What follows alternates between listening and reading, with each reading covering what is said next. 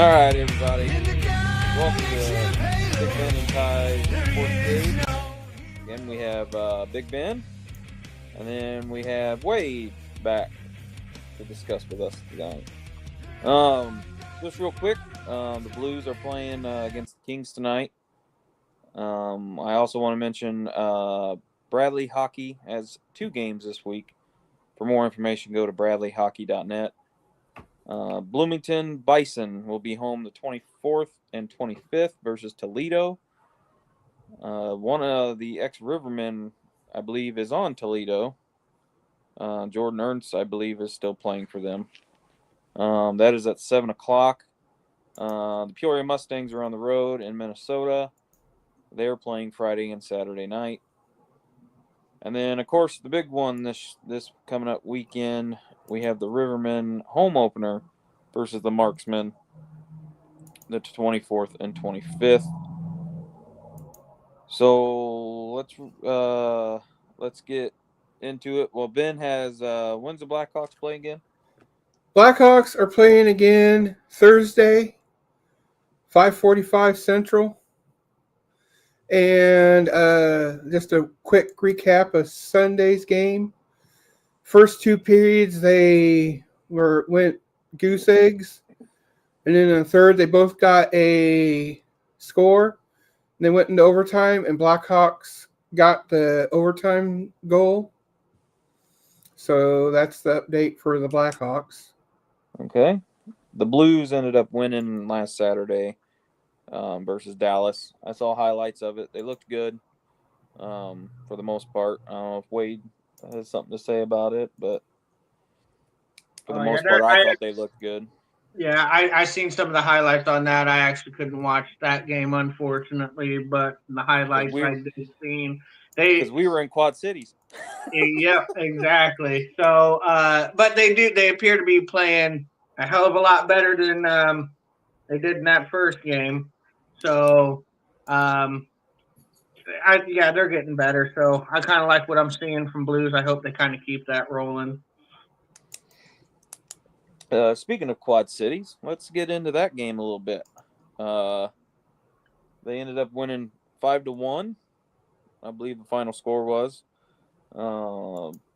We had a little fight happen. Tristan Trudell dropped the gloves. I thought they looked good. Definitely, hey Roger. They definitely look good for only 2 weeks of practice. I mean, like other people have been saying, you know, the passes were crisp, the shots were where they wanted it to be, and really the defense actually stepped up. I mean, I didn't see really. There was a couple times where they had a few breakaways. Yeah. And I was like, whoa, what's going on? But, you know, Latinovic came in. And he came in and he dominated in a way. I mean, he took away a lot of chances. Absolutely. What do you get out of it, Wade? Got out of it. Well, like you said, they impressed me. I expected a little sloppy, maybe a little slow start from them, but that's how we really didn't get that. I mean, even in the third period, where Rivermen have been kind of known to lay back and protect the lead, they didn't. They stayed aggressive, and they actually got 3 goals in the third, and they kept their foot on the gas, which is something we've screamed about for so long, that sometimes this team lets up in the third period when they have a lead. I didn't see that at all in Quad Cities. They kept their foot on the gas, like what you said, what Tino did. I seen a couple of stops that were brilliant by him. I mean, he was a flat out stud. He saved 33 of 34 shots on goal. So, I mean, that's a hell of a night for Tino. I give him all the credit in the world. Like I said, the defense looked good. I think they had a little lapse in the second period. That's where you've seen some of the breakaways and stuff, and some of the defensive breakdowns. They got one of their goals in the second period as well. But again, that was not on Tino. That was a tip in directly in front of him. Yeah. You're not reacting to that. No. So there was No, nothing. and I saw that. I saw it too, and I'm just like, you can't blame that on Tino. And No. the defense looked good for the most part. And speaking of defense, today the defense just got stronger. Adenier is back with the team. He came to us last year. He looked good last year. I really liked his play. I think he'll even make our defense even better than they are. I mean, they were pretty good in Quad Cities. No, But yeah, they were. This adds depth for sure. Yeah. I mean, this weekend is going to be a test. Absolutely. This weekend is going to be the nitty gritty, getting down to it. And I'm actually looking forward to it because this is a real measure stick for the Rivermen, especially with these younger players.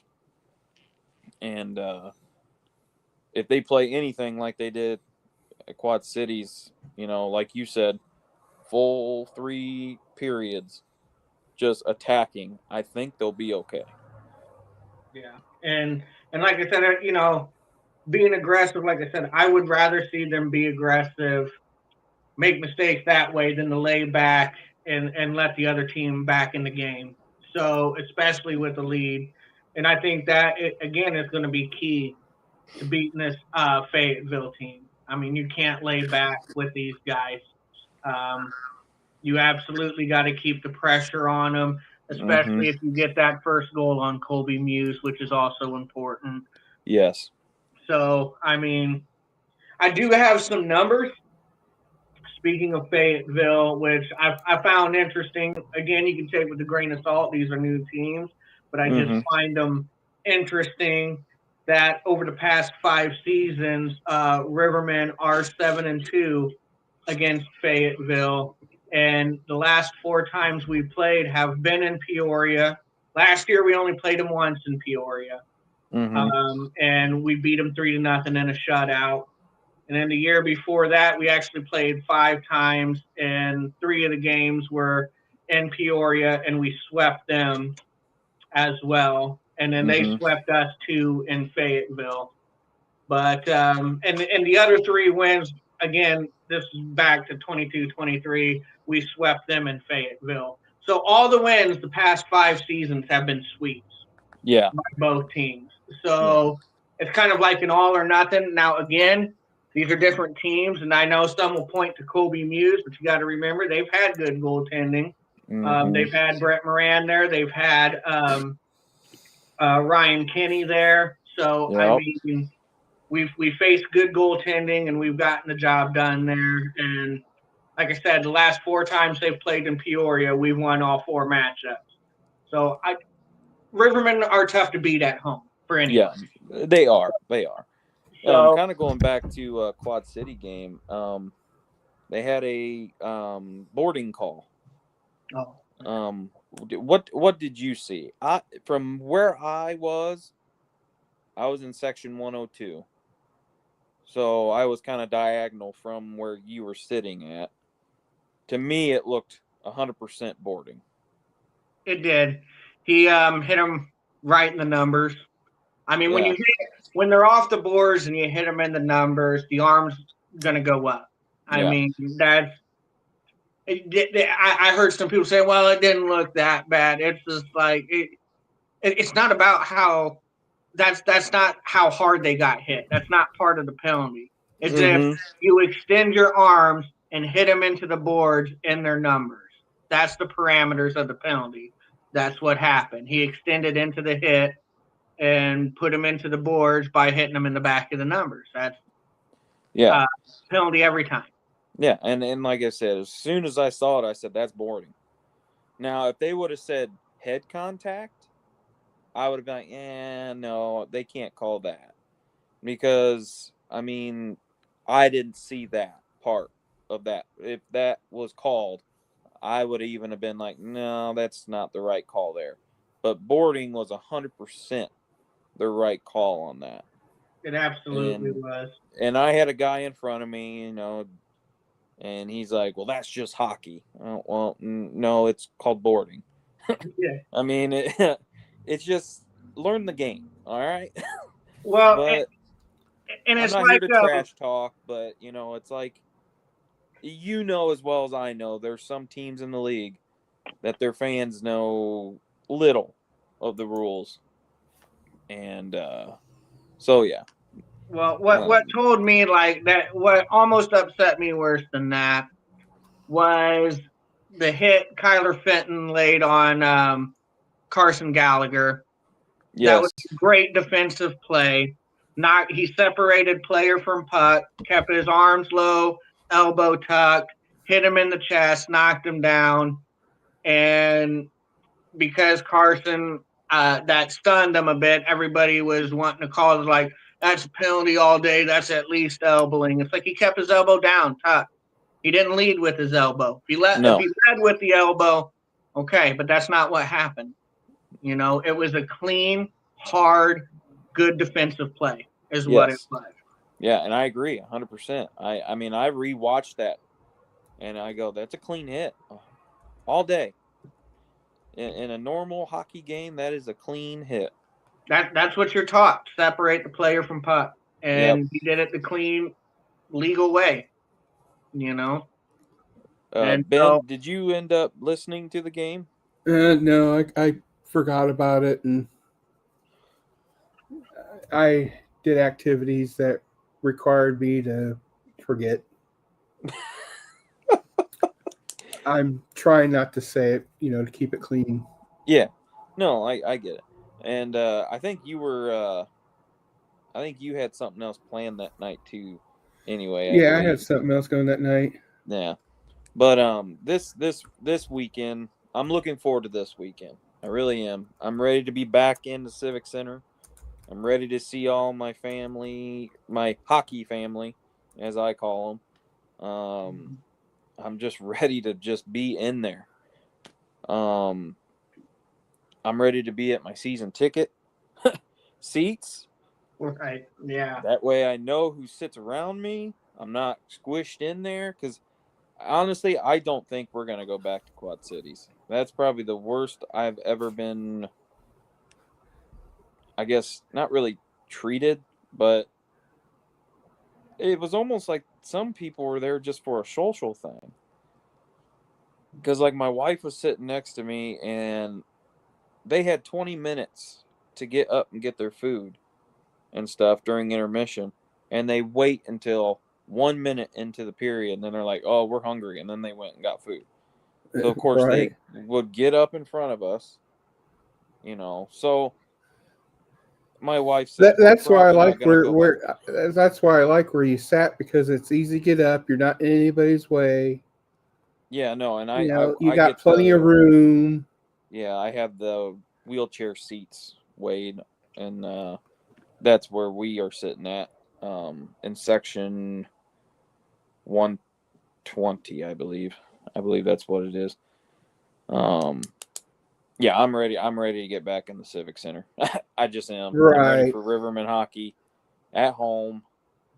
I'm ready to see what they can do against a team that's not Quad Cities. Yeah, and I'm absolutely ready to. I love my season ticket seats. I sit around a great group of people, that have hockey etiquette, that knows when to leave, when to, and everything, and when to come back, and they're just great people. I sit in 112 in the MZ section with those padded seats, and I sit right there on the end, and like I said, I absolutely love my seats, and I miss them, and I can't wait to sit my happy butt back in them. Yeah. Yeah, no, I'm ready. I am so ready to be back in the Civic Center. I'm ready to smell I remember the old Civic Center. Right. Before I started watching it again and going with time, sorry if this is a rabbit trail, but since we're talking about seats, when I went one time, I actually got free tickets because at this gas station they had these little ticket cards where you take them to the box office and you got free Upper Bowl tickets. I did went with a friend, and I did sit in that area where Ty does, right? And this is the first time this person's been to a hockey game that I took. I'm there, and I'm yelling, I'm hollering like you always do at the things and everything, and she's like, calm down, calm down, calm down. And I'm like, okay, whatever. So a couple months later, I got another free tickets. I'm sitting there, I'm like, okay, I'm going to calm down. All of a sudden, out of nowhere, she's getting up. She's like, how dare you do that? And this, that, and the other. And I'm looking at her. The guy on the other side of her is looking at her like, where did that come from? Yeah, no, I'm ready to hear all the sights and sounds of the city. Right. I mean, a lot of people think it's crappy, but I don't think it's crappy. I think we have one of the nicest facilities. Right. I've been to. I will say sometimes they're short-staffed at the concession stand. But other than that, I think, for what it is, I nice. think the PA sounds good. When last time I went with Ty, the seats are great. I didn't have a bad seat. I seen the whole rink and the intermission and with the captain guy, the mascots that walked around. I thought it was pretty cool. Thanks, Sammy. We're getting listeners. So listeners, get involved. I'm going to ask a question for us listeners, or for all you listeners. Who's your favorite hockey team? I mean, of course, mine's the Blues. Wade, yours is the Blues. For NHL, I should say. Because if you would say what's your favorite hockey team, I'm sure you're going to say the Rivermen. I mean, that's pretty much what I'm going to say too. The Rivermen are my favorite hockey team. Ben is I'm the odd man out. The odd man out. He's the Blues. team Sammy's a Blues fan. Sammy's from that area. I ain't gonna say where to Okay. dox him, but he's from that area. Yeah. I also wanted to touch on. It did seem that Peoria did put Colella on team suspension. Wade, I saw him play a little bit at Quad Cities. He's a shorter guy.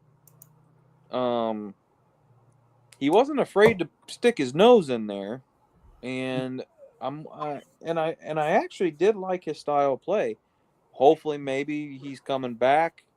Of course, we don't know about team suspensions. It could mean anything. I mean, that could be just one of those things where he wants to go try out for a different team in like the ECHL or whatever, but we still own the rights to him. Yeah, it's just basically a way to protect the rights. If he plays in the SPHL, so nobody else can claim him. So we don't know. We don't know why he's placed on team suspension. So I guess my question is so last year, Drapluck, didn't we put him on team suspension? If I remember right, we put him on team suspension. Honestly, I can't remember. I mean, like I said, I do know he left the team. Like I said, I won't get too much into that, but I do know he left the team and for personal reasons. And I don't know what we did.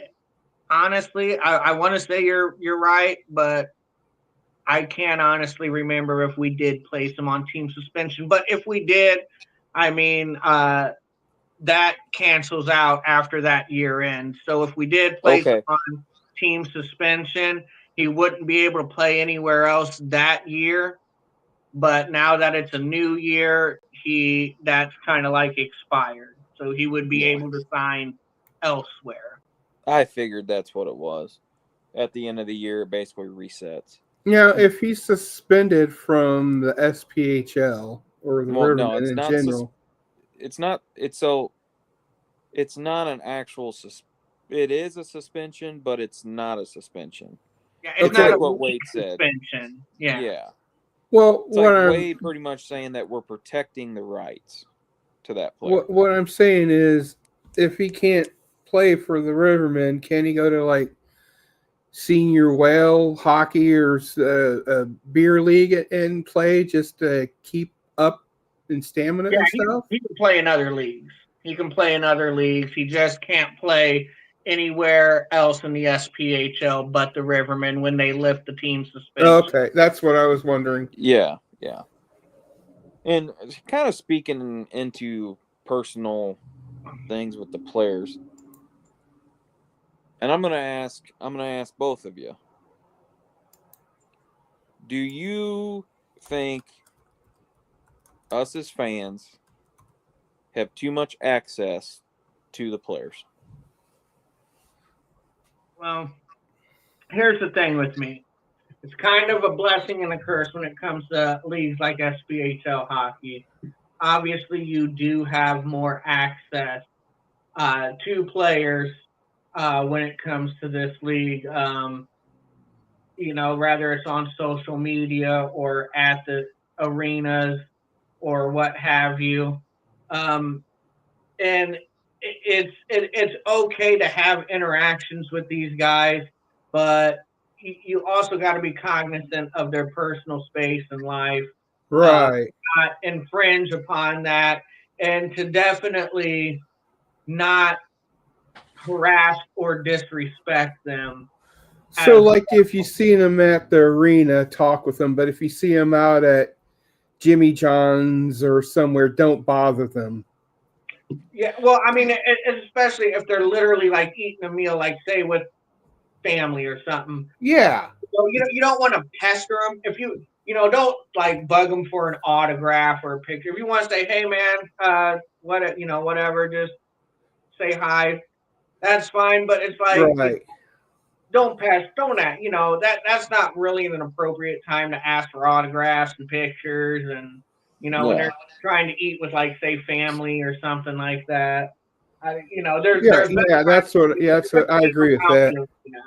I mean, yeah. So, I mean, I agree with Wade, because I mean, I know there's times in the past where there's been some fans that, I think they overstepped. When they're out with family, they're always like, hey, and then they kind of like invite themselves to whatever their family's doing. Also, if a player leaves for, like you said, personal reasons, there's no reason for a fan to message that player. Right. And basically, don't message him saying, why are you leaving for? When are you coming back? What's the deal? Just let them leave and come back when they feel comfortable. And I understand, Sammy, and fans are going to do that, and I understand that. But so like the NHL players, we don't have access like we do as season ticket holders to the Rivermen. I mean, we literally, some of us season ticket holders have personal cell phone numbers and stuff like that. So some of these players, do you think that is okay, Wade? Again, I think this is just dependent upon that player. Like I said, I've had personal correspondence with players in the past, current and former. But like I said, I'm always careful not to overstep, not to bother them. Like, I'm not going to sit there and message them daily. Yeah. That's being a little much. Every once in a while, I'll reach out, even if they have like a good game, to say, hey man, appreciated the way you played tonight, showed a lot of heart, just wanted to say that and leave it at that. But like I said, you don't want to be like, hey, maybe we should hang out. It's just, there's fine lines. It all depends on the relationship you have with that player. So for instance, like Ty, his son is getting coached by one of the Rivermen. Was. I'm just saying if he still is. Like, Ty has his number, and his son gets sick, he can text the guy saying, "Hey, my son's not going to be here at just to let you know." Right. Yeah. Something like that, I think, is okay, but not like him going, "Hey, man, can you get me an extra ticket because I only got 3?" Something like that. No. Well, yeah, no, yeah, you don't want to ask them for stuff. I mean, that Right. to me, like, you don't. I've never done that. I've never when I've had interactions with players, I've never asked them for a damn thing. That's not even been on my mind. I haven't asked for like any special contact with them or like, hey man, can you sign, a few extra autographs for me?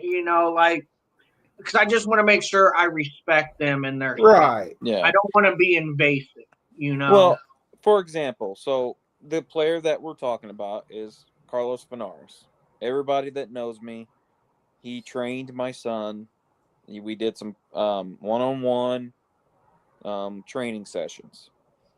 He decided to go play in the Federal Hockey League this year.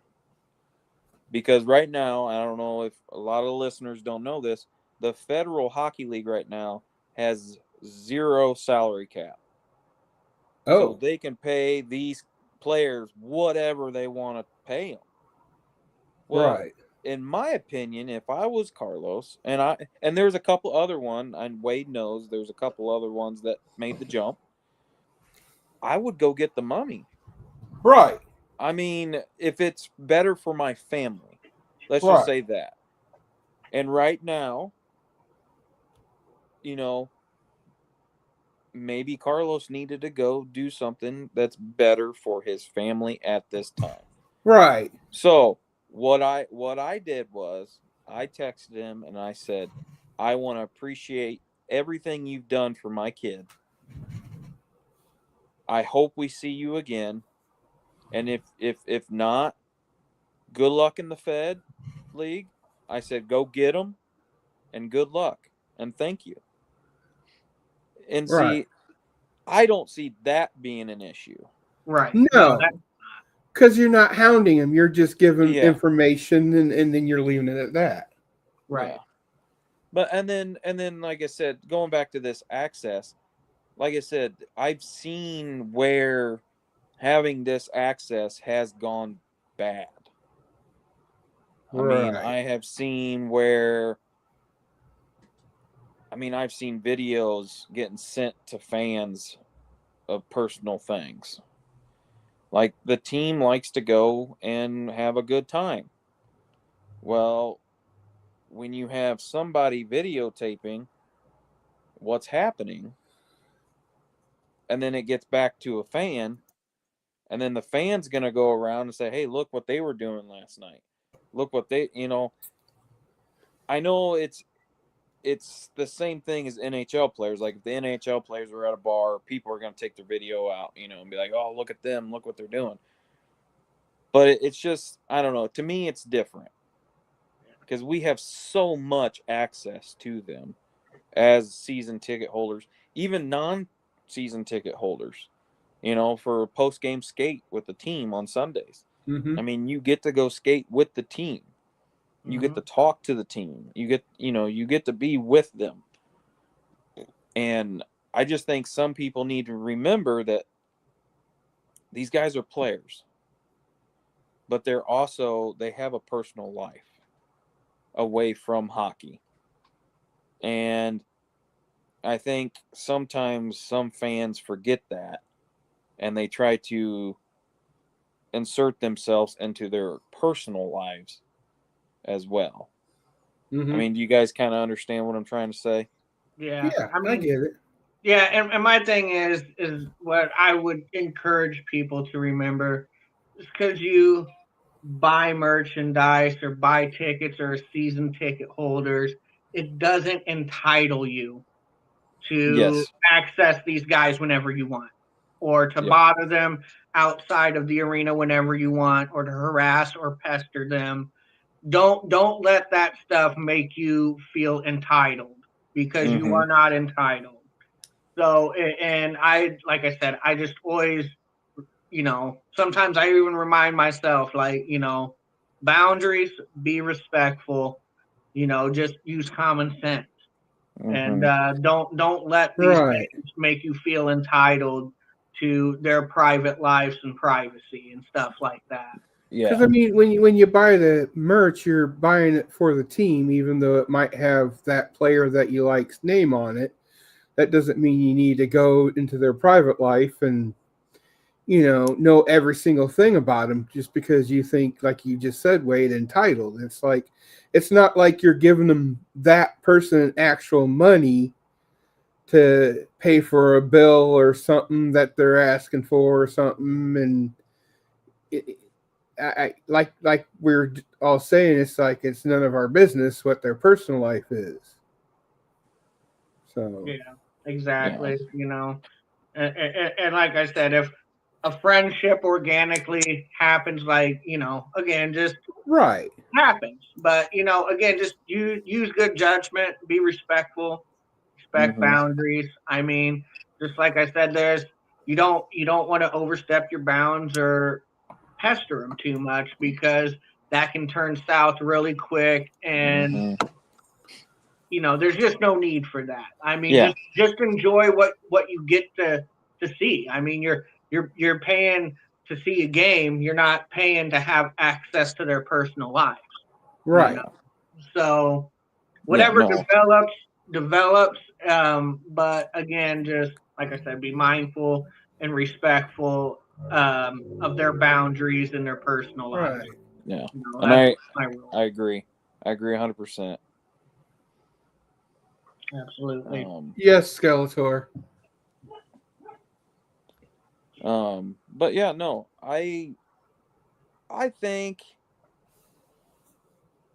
all in all, I think most fans do what we said, respect their boundaries. But like I said, there's a few out there that I have seen that, they just insert themselves all the time. And well, I also wanted to just recap what we talked about. Again, this weekend, big weekend for the Rivermen. Didn't you say like 3 home games or 2 home games? They got 2 home games this weekend. It'll be Friday and Saturday. Right on. Puck drop, I believe, is at 7:05. Is that what time it is? I think 7:15. 7:15. 7:15. I know sometimes they do that 7:05, and I'm like, Yeah. what? Yeah. 7:15 puck drop at the Civic Center.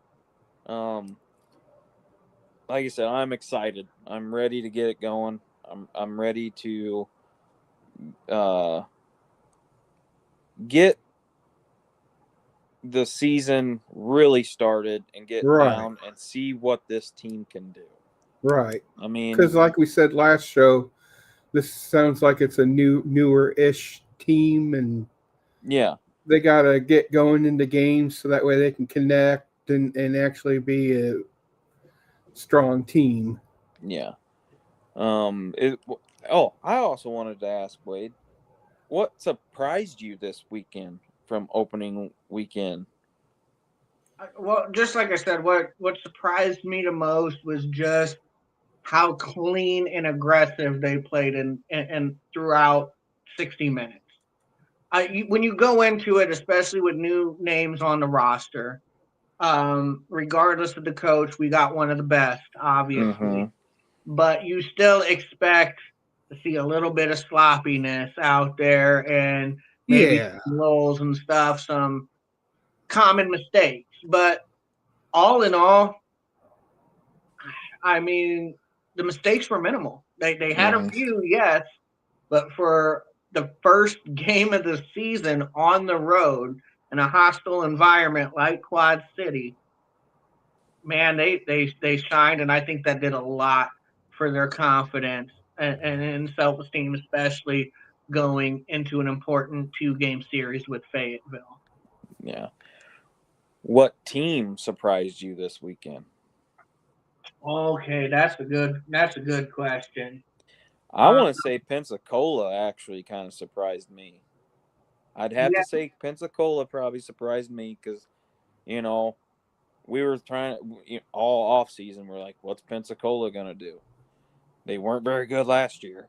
They were getting Mm-hmm. rid of everybody, and they as far as I know, the highlights that I saw, they didn't look horrible. Mm-hmm. no, and like I said, it did surprise me because they picked up Ty Taylor, and I figured that's going. They picked up Ty Taylor to be the starter, and they started that rookie Damadio, I think Yeah, is yeah. his name, and he had a brilliant game. And I was just Mm-hmm. like, that's really what surprised me is, well, not only did you not start Ty Taylor, you started the rookie, and he shined. I mean, granted, it might have been against Macon, but I mean, they still put up 34 shots on him. So, Yes. Yeah. and he only let one in. And the goal that I did see, it it was one of those goals where you literally are like, how the hell did that go in? Like, Yeah. because he did Mm-hmm. everything right, but somehow that puck found its way in the net. Yeah. And so, yeah, I gotta say I was pleasantly surprised with what Pensy did. And now if they start doing that against teams like who they're playing next week, like Havoc, Mm-hmm. then that's going to open my eyes and be like, okay, now these guys can really get back into it this year if they can do what they did to Macon against teams like Knoxville and you know Havoc and stuff like that, Marksman. If they can stay in games like that and win big games like that, get good performances consistently, then they could be back on track for sure. Yeah. Question: who starts Friday night in the goal? Um, for Who do you us, who do you think? I I should still say. think it could be Colby Muse and Latinovich.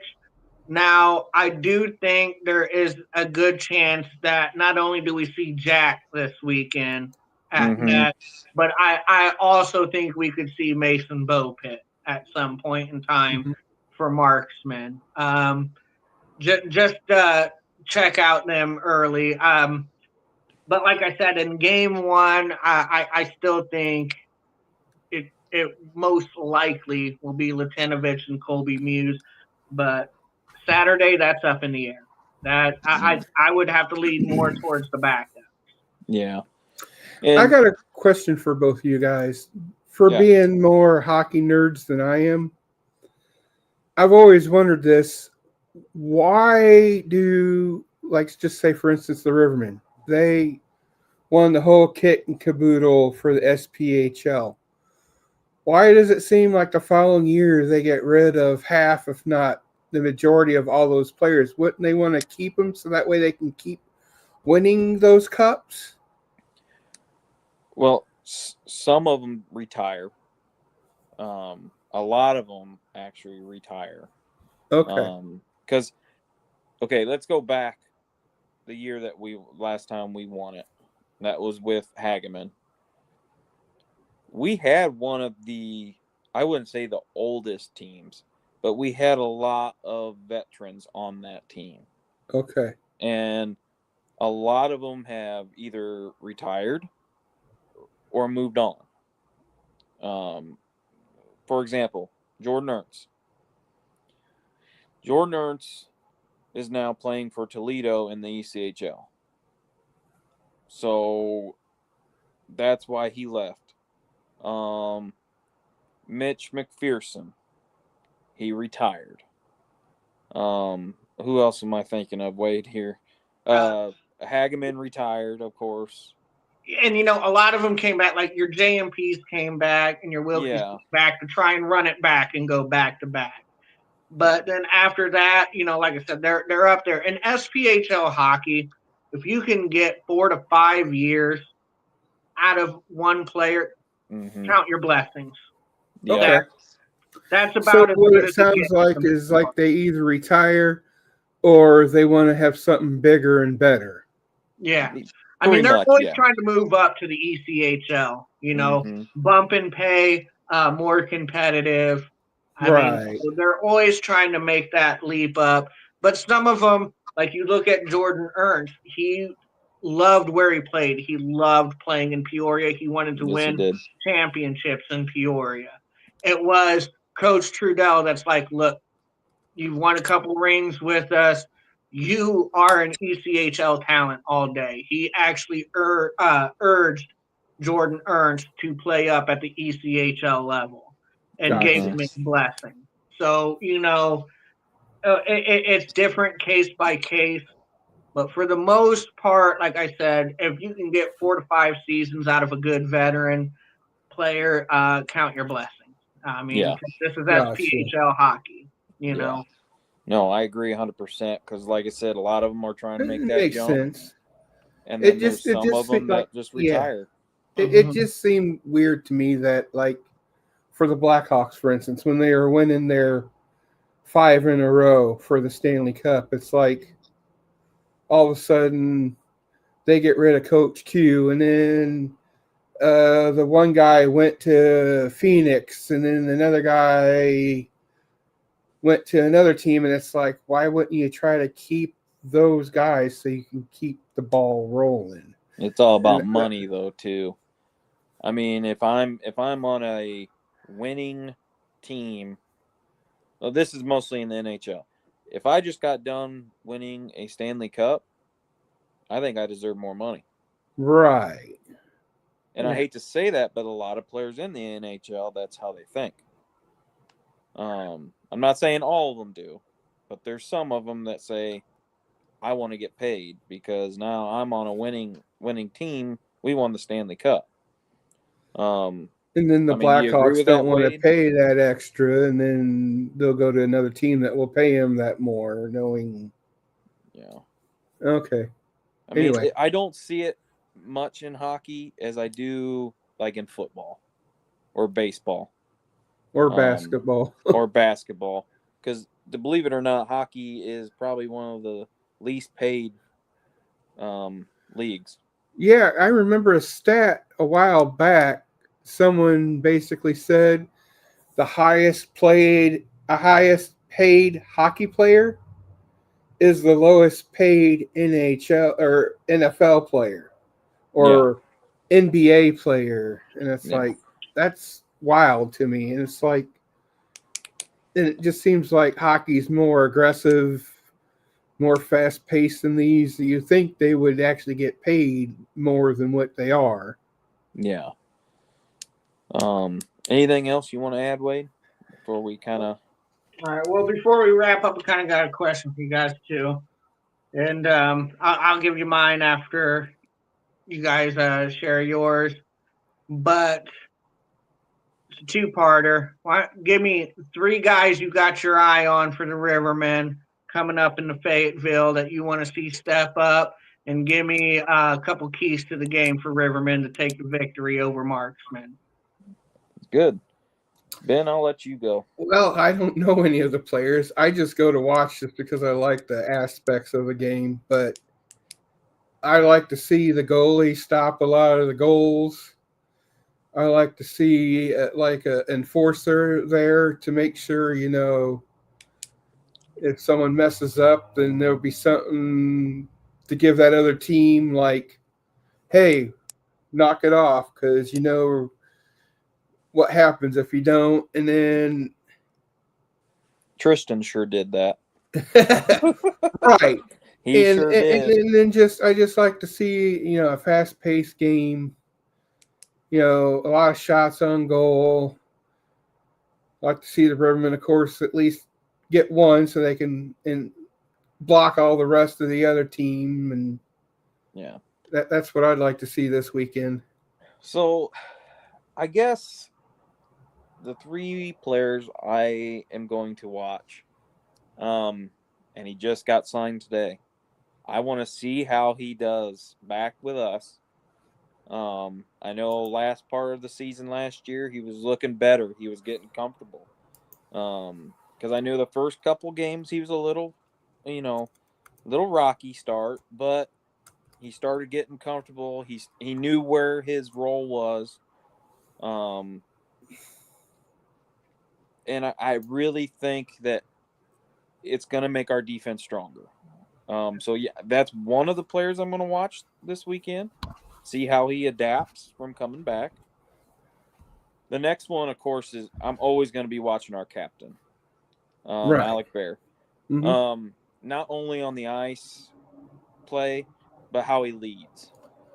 I always like a captain that doesn't get worried in adversity. You know, we're down by one. Does he panic? Mhm. Or does he say, you know what, get on my back, boys, because here we come. So I'm gonna be watching. I watched the captain. Even when Hageman was our captain, I always watched him.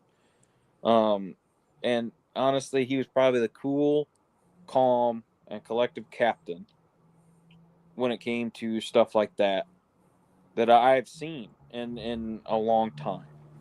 Now he did sometimes lose his cool with the refs. I mean, you saw it, Wade. Yeah, I mean, he did. He was one of them players. Um, absolutely.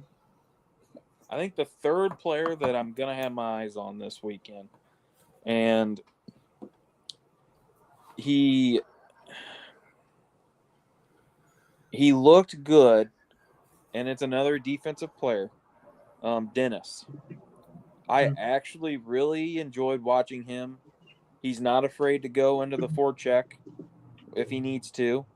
Because I saw that a lot when he'd get into the offensive zone, he would actually get down into the zone, and our wings did perfectly. They went back to where they were supposed to be to cover that defensive hole just in Mhm. case. And I know a couple of times we got caught doing that though, and that's when I said earlier with the breakaways, it looked like the wingers were taking place of the defensive, and Quad Cities took advantage of it. With the long passes. Now, my keys to the game is don't let up. Go full throttle. If you score, keep scoring, because the marksman team is built good. I mean, they're going to be good this year, I think. Another one, protect your goalie. Right. Don't let the offensive chances happen. We got to play good defense. We got to box out. We got to do what Yeah, we need to do. fill in those holes so that way they can't make shots from Yeah, any angle. And keep guys out of the crease. I mean, we got to take away their chance of screening our goalie. That's one of my keys, and I love it when I see our players do that, because Peoria usually is pretty decent at doing that. right. The other key is don't take stupid penalties. Right. We don't want stupid penalties because, like I said, the marksman's going to make us pay for them. I really do. I really think they're going to make us pay. They're like you agree, Wade. They are going to be a good team, They are. and we can't give them the opportunity to take over the game. And then I guess my final, don't lose momentum. Keep it on Right. our side. And that goes back kind of, my last one and this one kind of goes together. Don't take a stupid penalty to give them momentum. So We're home. watch your checks. Don't stuff like that. Just Yeah, we are home. This is our home. We do not lose at home. right. We need to keep that mentality. Mm-hmm. So I think those are my keys, and those are my three players to watch. Wait, I really do. All right, I like it. I like it a lot, and love the points you made and the players you pointed out. Um, so if I'm going off we're going to start with my players to watch for, and the first guy that I'm going to point out is a defender, and I love the way he played, and I want to see what he does in game 2, and that's Lazarus Cable. with 3 assists that he had in Quad Cities. I thought he looked great out there for a rookie. He did. I was quite impressed with his play. So I want to see what Laz does now against a team like Marksman and how he contributes, and really looking forward to seeing that. Another player that I highlighted, I did get on the board with an assist, I believe, and I'd like to see him get on a board with a goal now, is Garrett Devine. Yep, he did get an assist, I believe. I think you're right. And so now I would like to see him get on the board with a goal at some point in this series. And I would like to see I want to see him out there flying to the puck and putting the puck on the net. And my final player, which, like I said, I think this guy is so key, and he's going to be so key in so many games outside of our captain, and that's Michael McChesney. I think he's, outside of our captain, going to be one of the most important point production players and playmakers that we got. So they were targeting him pretty good at Quad Cities. I mean, I don't know if you noticed that, but Quad Cities was targeting him, trying to bait him into penalties. And I think that's going to be a theme, because people know how key Michael McChesney is going to be to our success. Yeah. So, against teams like Marksman, love to see what he can do. And, those are my 3 players that I definitely got my eye on. My 3 keys to the game: discipline, physical aggression. Like what you said, we go out there and we play Riverman-style hockey. We finish our checks. We win board battles. And we like I said, we don't pass up opportunities to hit, but we're smart. Don't take unnecessary hits and penalties. Also, like what you said is, which I agree with 100%, protect the house, protect our goalie. We get to the rebounds. We clear out the rebounds. We get bodies and sticks in the passing and shooting lanes. And we block shots. I thought we did a phenomenal job of blocking shots against Quad Cities. We did. And so that – or they did, I should say, not we, because I wasn't on the ice. But that is key. If we can help out our goalie, limit their offensive threats, frustrate them, because that is frustrating when you're trying to put a shot on the net and you can't get it there. Yeah. So, and I know last year Evansville was the best at it. Yeah, and it's very frustrating as a player when you're trying to get that puck on net and you can't even get it to the net because somebody's putting a body or a stick in the way. Yep. So I think that is very key. And like what you said, I think you said, is, again, what we got to do is just continue what we did from Quad City, those crisp, clean passes and pressure in the zone. We got to pressure them, keep the puck in the zone, keep the passing going around, and keep it clean and set up them plays, because we had the one-timer working pretty well as against Quad Cities, and we got some pretty deadly guys with a shot on one-timers. So Jordan Ernst was one of the best at those one-timers. Yes. Yes, so, he was. Those are my keys and players to watch for. I'm excited, dude. I'm ready. I'm ready to get back. I am too. I got 2 more days of work. I'm ready to get it going, man. I don't blame you there. Today I was like, oh man, is it Friday yet? Like, because I only work I work 4 10-hour days. So Friday I'm gonna wake up. Hopefully, if I have to work, it'll be overtime. But as of right now, I probably won't have to work. But all day Friday, I'm gonna be chomping at the bit. I'm gonna be like, all right, is it time to go to the arena yet? Is it time to go yet? Is it time to go yet? Right.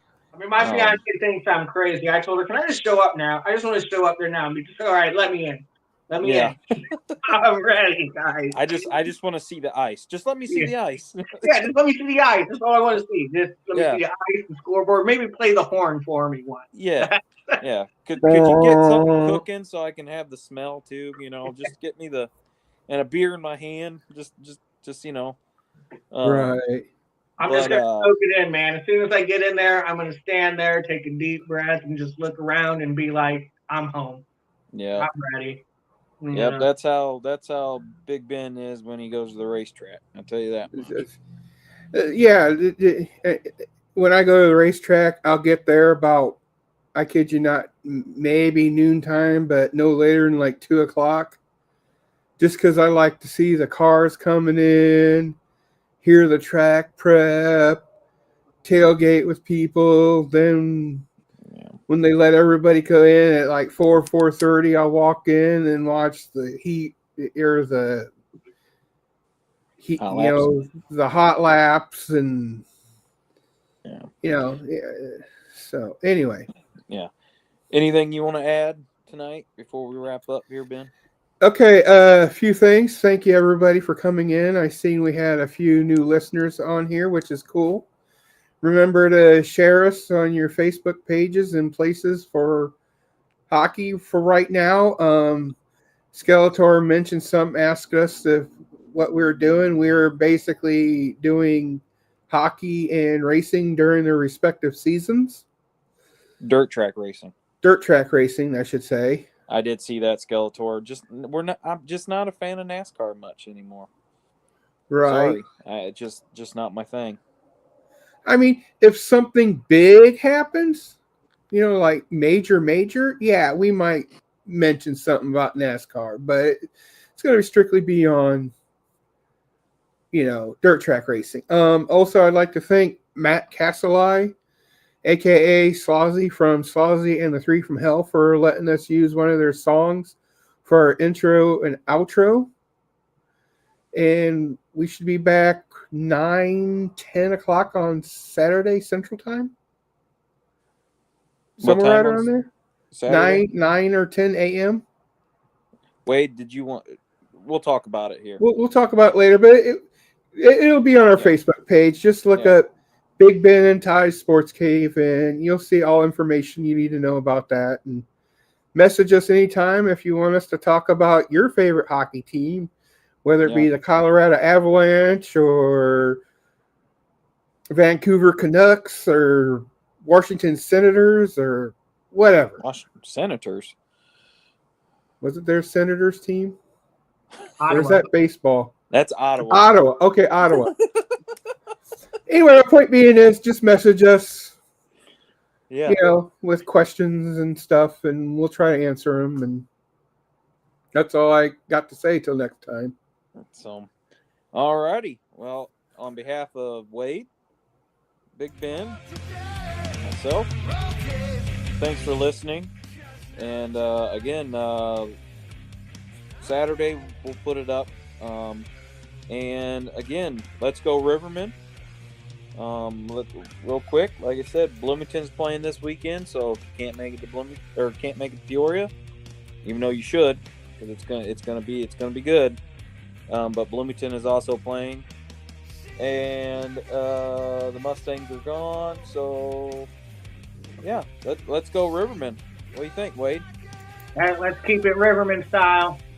Yeah. So all right, guys. You guys have a good night, and we'll see you soon.